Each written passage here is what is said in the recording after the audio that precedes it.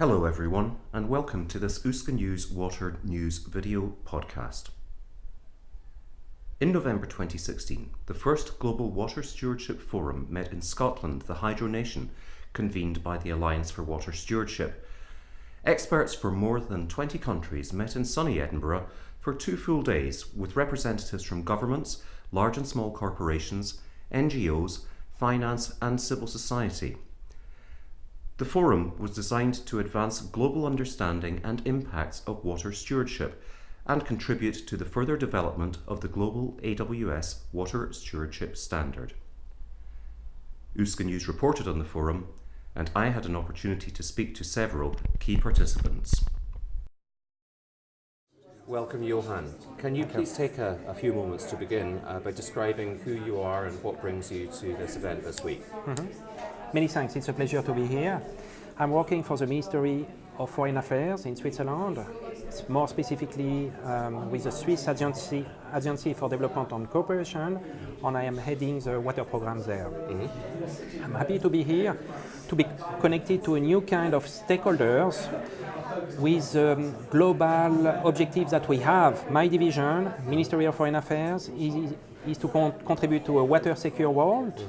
And the Alliance for Water Stewardship is having a vision to help us to address this issue. It's interesting. It doesn't seem immediately intuitive that what is essentially a government aid agency should be engaging in water stewardship activities. It seems something that would be more private sector, investment sector. Why is the government of Switzerland particularly interested? This is an important and strategic question. We have to achieve by 2030 the goal 6 on water-related target. In this endeavor, we need to pool resources. Without the contribution and input from the private sector, we will not achieve this water goal. The water goal is very simple. At the end of the day, the story is to bring potable water to 2 to 3 billion people. At the end of the day, this is to have more sustainable water management practice at watershed level. At the end of the day, this is all about building agreement or designing agreement for the 276 transboundary watershed in the world, except on so long and so long. And for that, the role of the private sector is absolutely essential, and we need the private sector on board. And this kind of initiative will help us to make sure that the private sector is truly on board with us to achieve this goal. Can I carry on? I would like Please to carry do. on. For instance, just a few examples. We think that thanks to this initiative, we will have the possibility to design better political commitment and traction to the issue of integrated water resource management. Thanks to this initiative, we think that we will have more tractions on designing the right regulatory framework at national level, at watershed level, sometimes at transboundary watershed level, and at global level, to make sure that the investment, input, and contribution from the private sector is done on a sustainable way. Another aspect why we are present here is to address the issue of data and knowledge gap. Data and knowledge gap, again, to achieve this water goal, the goal 6. And there again, this initiative will help us to address part of this overall paradigm of data and knowledge gap, with the idea again to ensure a fair, equitable and rational access to the water resources in general. Thank you. The chair of the Alliance for Water Stewardship said in his opening remarks yesterday, he used the mantra collaboration, collaboration, collaboration. Yes. I have the impression that you share that view. Yes, absolutely. But this is not collaboration as per se. We need to make a distinction between competition and collaboration. Both are extremely good for the water sector. Competition is good because it can trigger innovation, it can trigger new ways of working at scale. So competition is good. And we need a competition between different kind of initiatives. At the same time, each one of these initiatives have to work among themselves because the challenge is huge. What is important for us when we speak about collaboration is that each of these initiatives have a clear niche, a clear vision, a clear mandate, which is complementary to other ones. Sometimes there is a certain level of duplication at the margin. This is acceptable for us because, again, this is a complex challenge. But what is important for us when we speak about collaboration, we have to speak about competition, and we have to put the cursor at the right trade-off. Yes, we need more of collaboration, but we need more of competition to make sure that we will achieve the water goal. I'm going to mention something else that came up in the opening remarks yesterday, which was that the chair emphasised the importance of engaging with the next generations of water stewards, that it was important, and you talk about a knowledge gap, but the people who will be managing our country's water resources in 20 years' time need to be engaged now. And I'm aware that the Swiss Foreign Agency supports a number of initiatives to engage youth with water challenges. Absolutely, we are engaged in various initiatives, including the contribution to the European Water Parliament, but there is many other initiatives, and I've seen also many young people in this room today and yesterday, and this is very important for us because we have to prepare all together. Not only donors, but also the civil society, but also the academic sector, but also the private sector. We have to prepare the next generation of water leaders. And if we want to be successful again in achieving this water goal, we need to make sure that the next generation of water leaders are extremely able and capable to address this challenge. So we need to start from very early times, starting at school, university, working with them, working with the young, working with organizations which are extremely serious in trying to enhance and promote the young generation. This is very important for us. Thank you.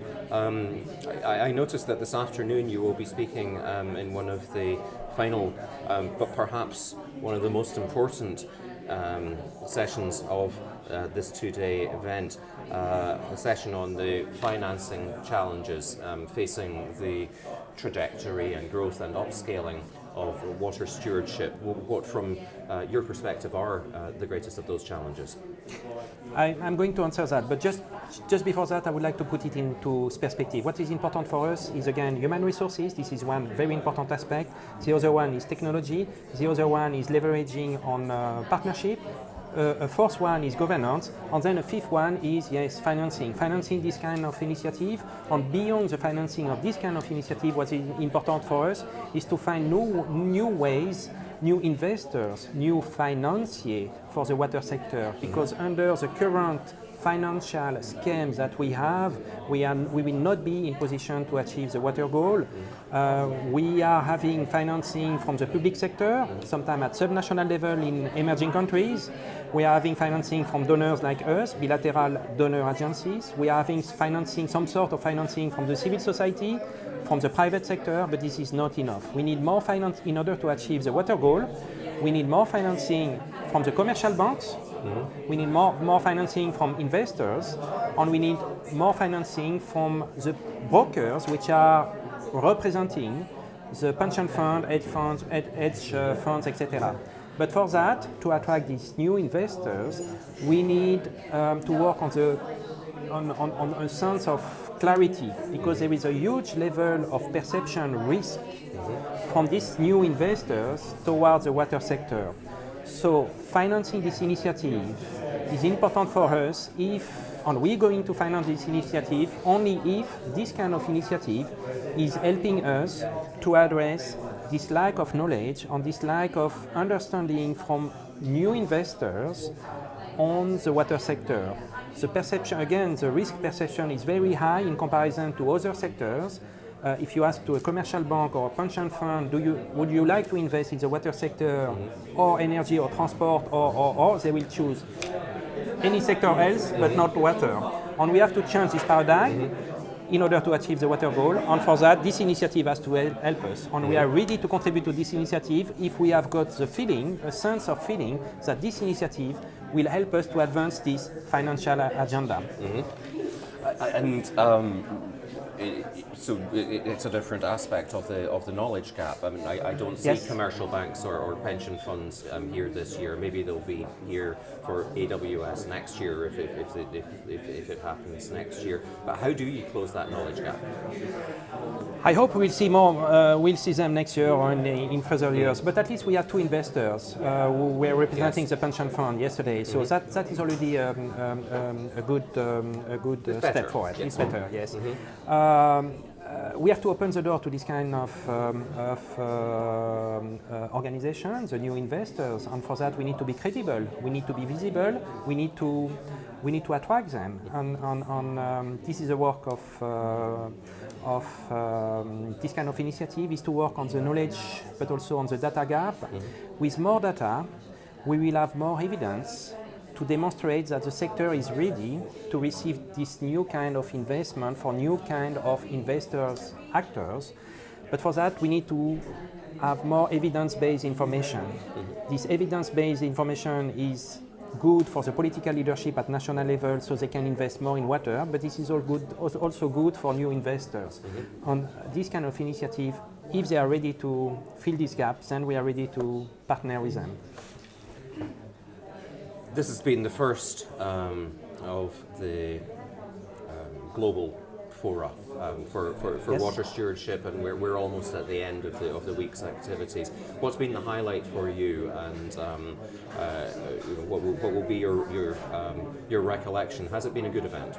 It has been a good event. I think we are a great sector. The water sector is a great sector, and this kind of initiative is there to demonstrate that. There is a sense of common strategy. There is a sense of belonging to the same kind of issues. There is a common understanding about the challenge that we have to address. I think this event was also extremely instrumental to better understand the main principle behind the water stewardship paradigm. And also this event was extremely important for me to better understand what will be the next step in terms of improving the overall water stewardship mandate, vision and positioning within this overall global water sector.